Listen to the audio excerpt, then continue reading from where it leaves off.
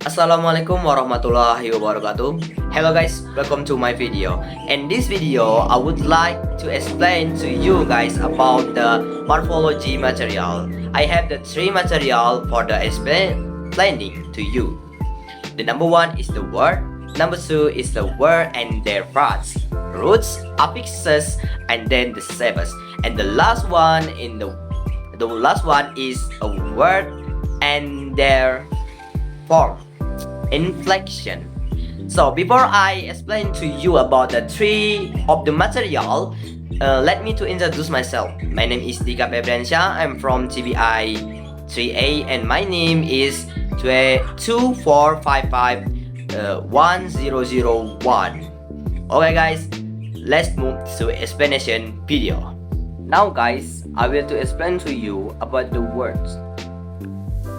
We maybe use the words every day, but have we ever stopped to define what a word actually is? Now, I am breaking it down into 5 key concepts. The number one is the words as meaningful building of blocks of language. First and the most fundamentally, words are the meaningful building blocks of language. The words are the smallest unit that can stand on their own and carry meaning. Think of them as the brick we use to build the house of our sentence. Without these individual and meaningful units, communications as we know it will be impossible. For the example is we use the verb and then the noun in the sentence.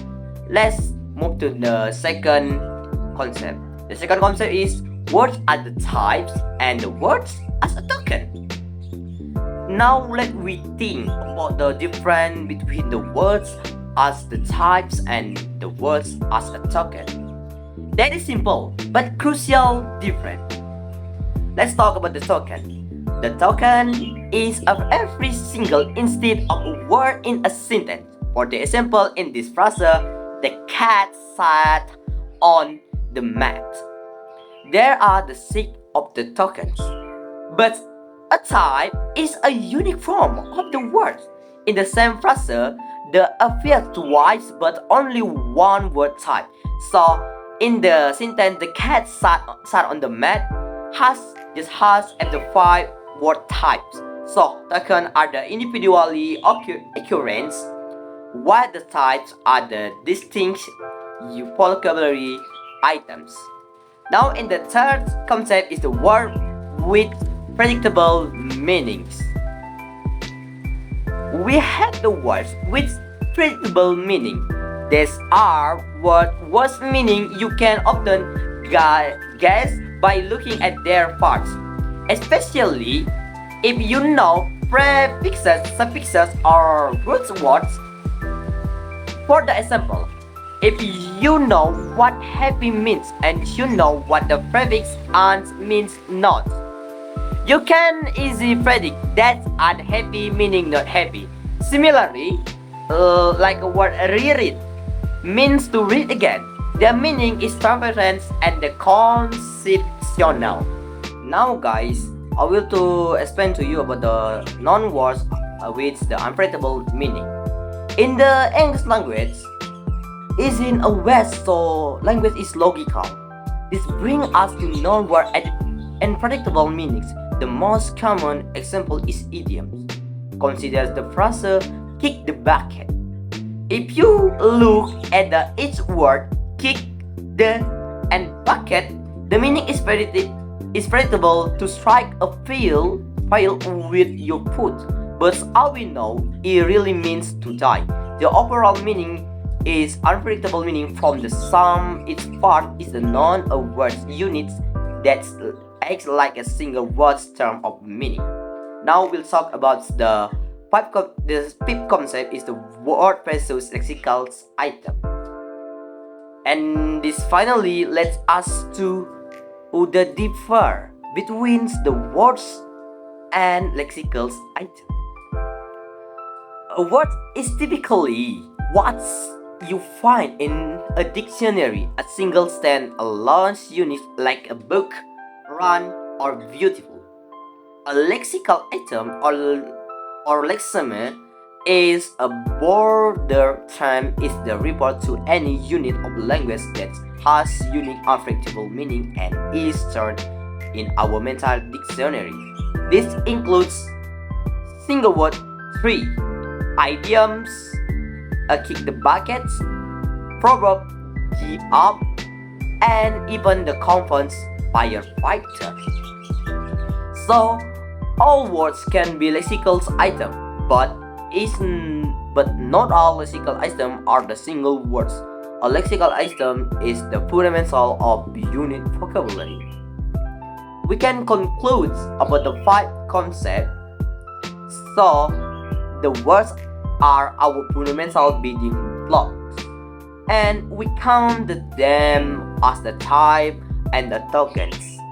Some meanings are predictable from their parts, but idioms so as meaning can be unpredictable, and the ultimate unit of vocabulary is lexical item.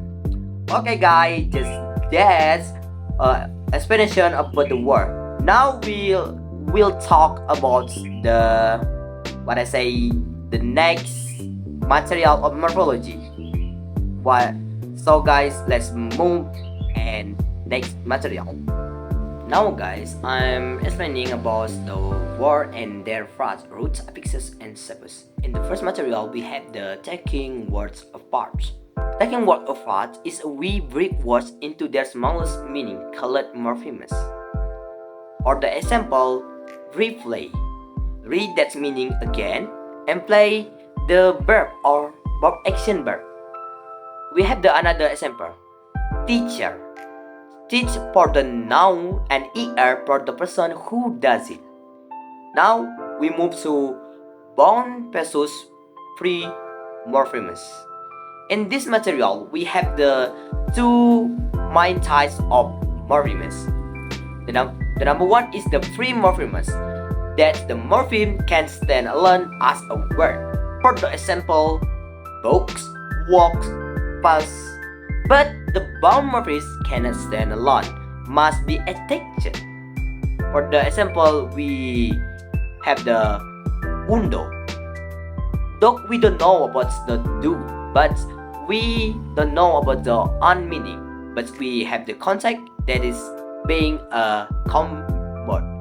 And the third is the roots, affix, and combining word. These are the specific job of the morphemes. Roots, the core of the word. It has the main meaning. For the example, unhappiness. In the unhappiness, we have happy as the root, as the core. Affix, a bound morphemes added to a root. Prefix, gas at the start. Unhappy, suffix, gas at the end. Ness, happiness.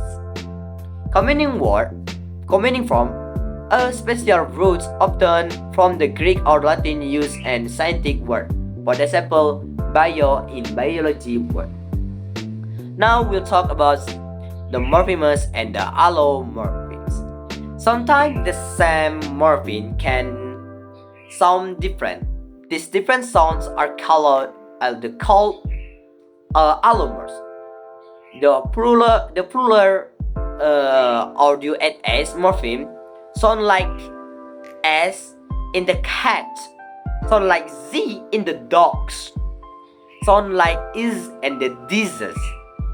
It's same plural meaning, but just a different sound. That is the allomorph. And then we have the identifying morphemes by shape. We can find morphemes just by their shape, even if the meaning is not clear alone. In the first step, we look at this word, receive, deceive, and prophecy. These are the same part as sheep.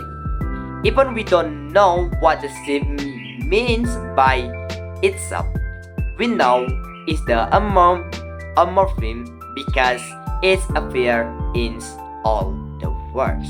Thick material is the classifying words part.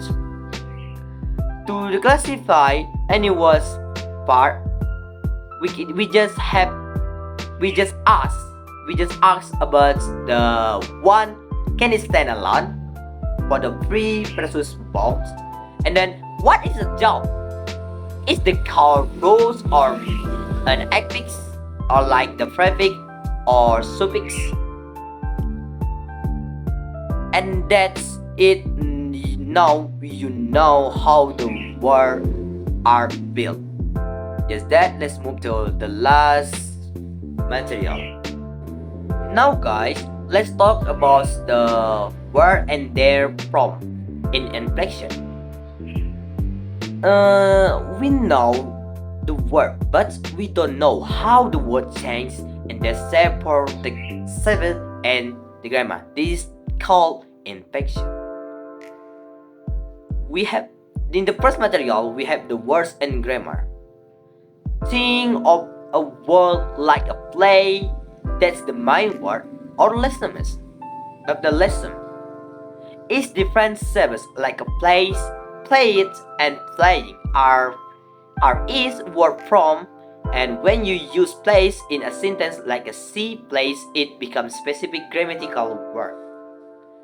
Next, we have the regular or irregular. Most words follow the rules that regular inflection. And S for the nouns, for example, cats, and S.pd.I for the verbs or the verb 3 or the past participle verb, walk. For example, is walk. Some words break the rules. That's irregular inflection. For example, child can add. For example, child. We can change into the children, and go. We can go change into the one. Next, we have for the noun forms. Nouns change for the two main reasons. Number one is the number. Is this the one or the more? Plural or the singular? For example, one dog can change two dogs. And then 1% change 2%, irregular. And the number two is possession. Does it own something? For example, the dog's toys, the student's book. Now we have on the part, we have the pronoun and determiner forms.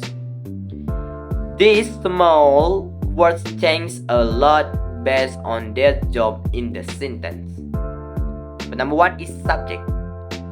I, he, she, they. For example, he is happy. And then for the object, me, him, her, them. For example, I see him. Possessive, my, his, their. This is my book, or mine, his, their. This book is mine. Determinants like this that also change into this font, and that font, that font, those font. Now, verb form. Verb have the five main steps. Let's use works. The number one, let's use the words.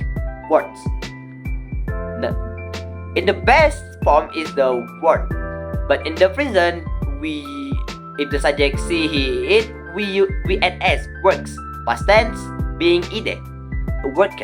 Past participle has worked. The present participle working. Irregular verbs are different. Sing. Irregular verbs are different. Sing, sang, has sung. The last one is adjective forms. Adjective forms change for the comparison. Basic, we use big and interesting. They compare two things, bigger, more interesting. They compare the third things, the biggest and the most interesting.